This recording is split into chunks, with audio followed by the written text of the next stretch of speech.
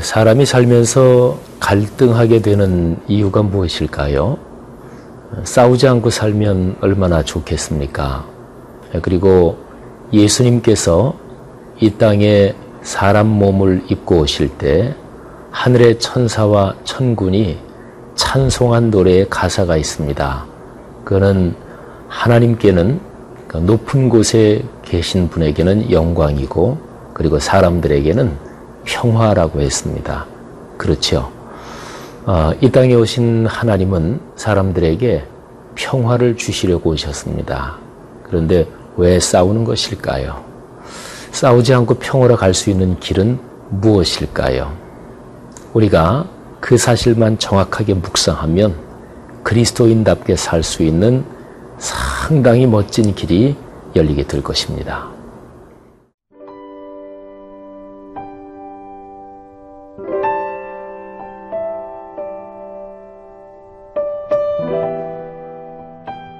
마가복음 9장 38절에서 50절 말씀입니다.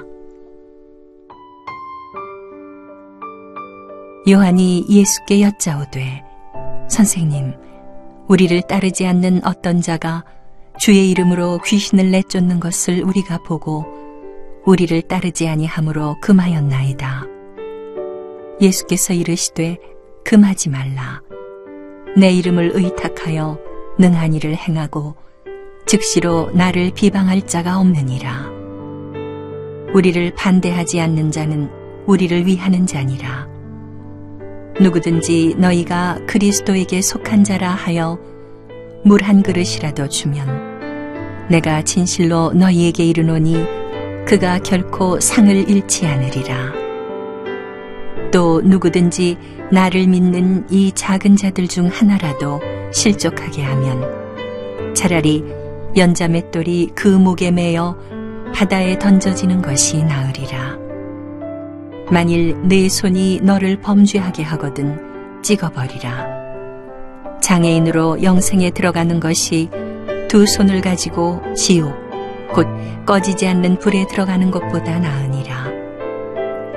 만일 네 발이 너를 범죄하게 하거든 찍어버리라. 다리 저는 자로 영생에 들어가는 것이 두 발을 가지고 지옥에 던져지는 것보다 나으니라. 만일 네 눈이 너를 범죄하게 하거든 빼버리라.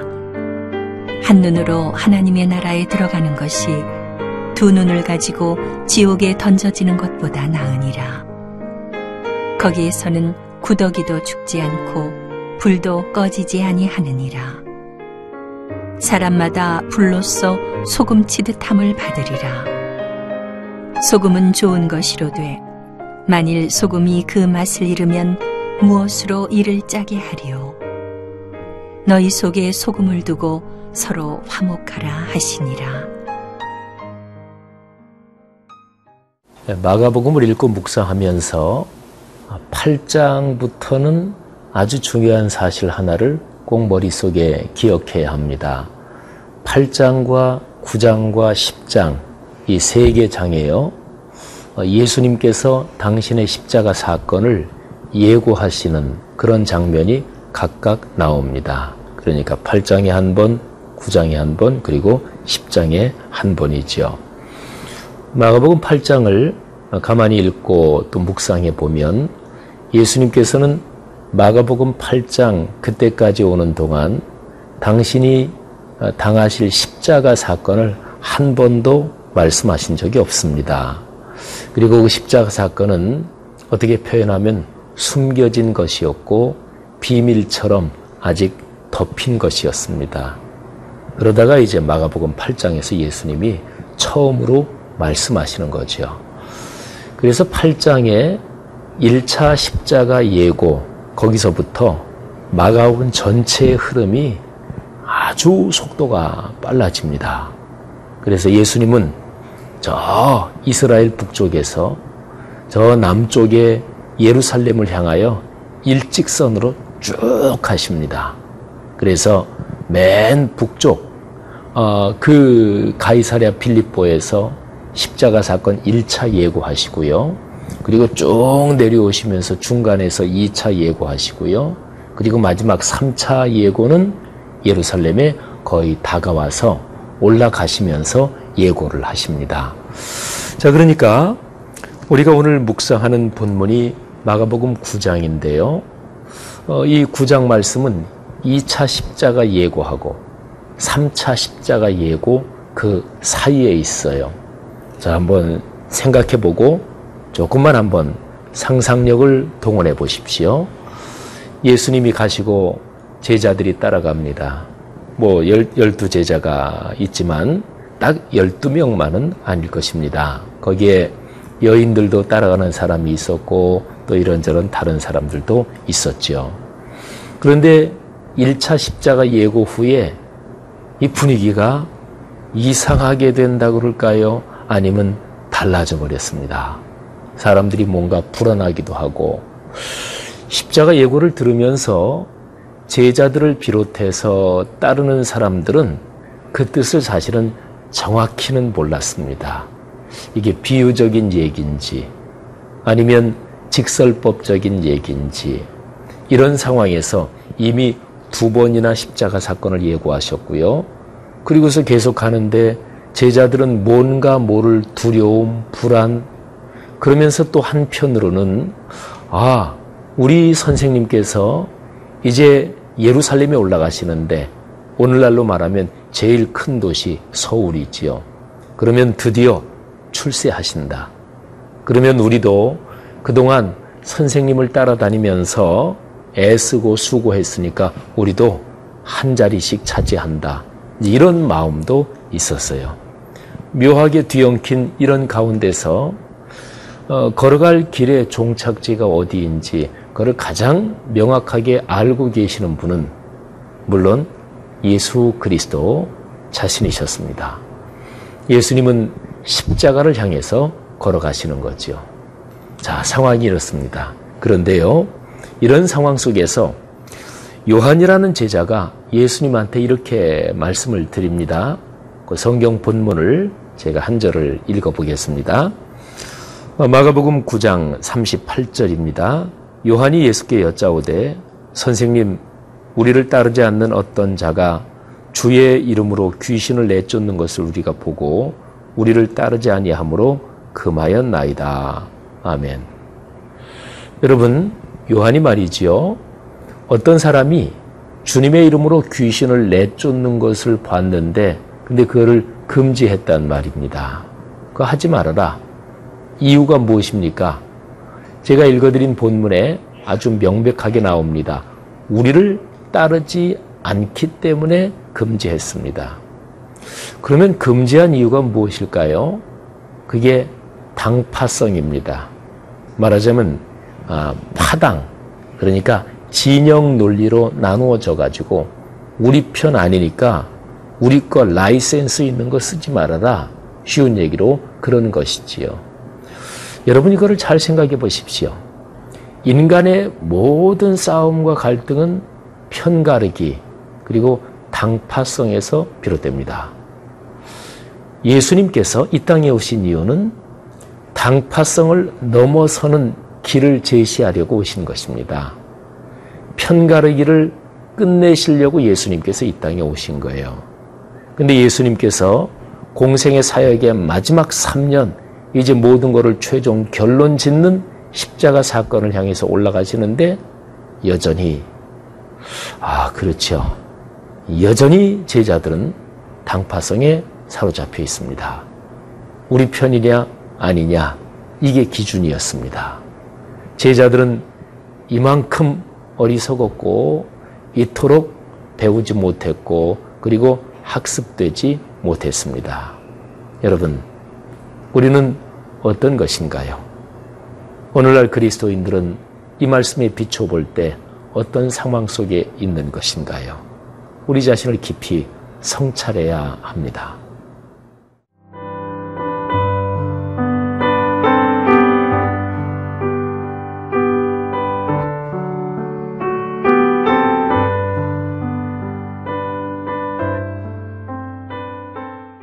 자, 우리 본문의 흐름을 이렇게 한번 살펴봐요. 요한이 당파성을 가지고 우리 편 아니니까 너는 우리 편이 가지고 있는 라이센스 쓰지 말어, 이렇게 했단 말이에요. 근데 예수님께서 그거를 꾸짖으셔요. 요한은 그렇게 생각했을 거예요. 내가 이런 얘기 선생님한테 보고하면 야, 요한아 잘했다, 마땅히 그래야지, 이렇게 칭찬 들을 줄 생각을 했어요. 요한이 말이죠, 선생님한테 보고하면 분명히 혼날 거다, 찍힐 거다, 이렇게 생각했으면 보고 안 했을 거 아니겠어요? 그리고 사실은요, 이 요한은 말이죠, 성경 다른 곳에 보면 전에도 한 번 비슷한 일이 있었습니다. 사마리아 지방을 지나가는데 사람들이 예수님 그리고 그 제자들이 유대인이라는 이유로 영접을 하지 않거든요. 배척을 했어요. 그때 요한이 화가 나서 예수님한테 이런 얘기를 해요. 주님, 하늘에서 불을 내려서 저들을 멸망시켜 버릴까요? 홧김이 한 말이었겠지만 그때 되게 예수님한테 혼났습니다. 너 정신없는 사람이구나, 이 정도로 혼났어요. 근데 여기에서 요한이 어쨌든 선생님한테 칭찬 들을 줄 알고 얘기했는데 예수님한테 꾸중을 듣습니다. 자, 그리고 이어지는 말이 뭐냐면, 작은 자 하나, 말하자면 작은 자 하나를 실족하게 하면 연자 맷돌을 그 목에 달고 깊은 바다에 빠지는 그런 벌을 받는 게 더 낫다. 그러니까 그 벌보다 더 무서운 벌을 받는다는 거예요. 그런데 왜 갑자기 사람을 실족하게 하는 얘기가 나올까요? 여러분, 사람이 언제 실족하나요?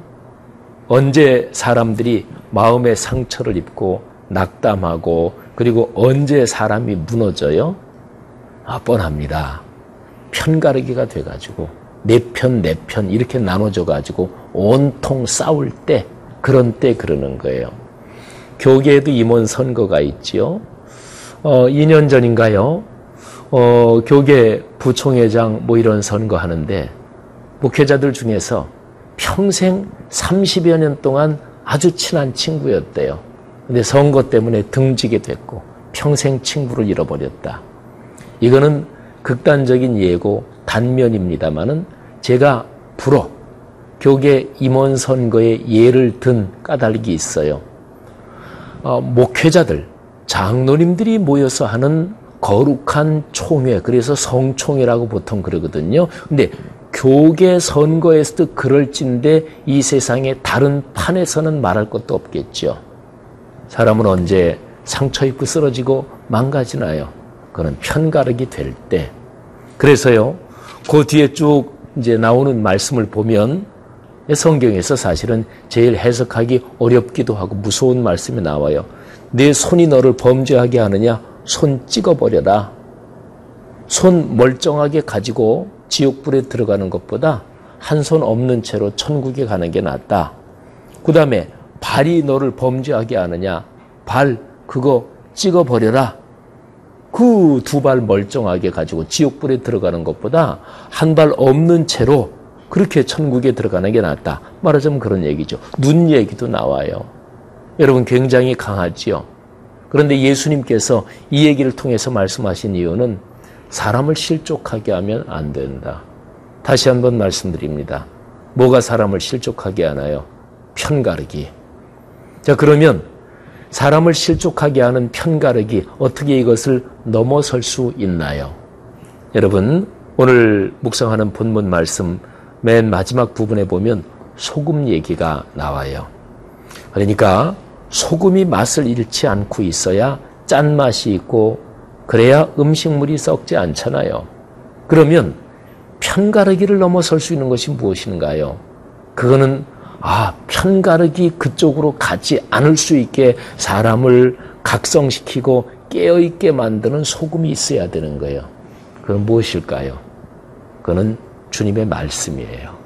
사랑하신 여러분, 하나님의 거룩한 말씀으로 편가르기, 이런 통속적인 진영의 논리, 우리 사회에 퍼져 있는 보수, 진보, 세대, 빈부 이런 거를 넘어서는 하나님의 거룩한 말씀의 능력이 여러분과 저 우리 모두의 삶에 함께 하기를 바랍니다. 기도하겠습니다. 하나님 아버지, 인간사를 어렵게 만드는 가장 또 실제적인 구체적인 원인 편가르기 당파성을 넘어설 수 있도록 하나님의 말씀이 우리 속에 역사하옵소서. 예수님 이름으로 기도 올립니다. 아멘.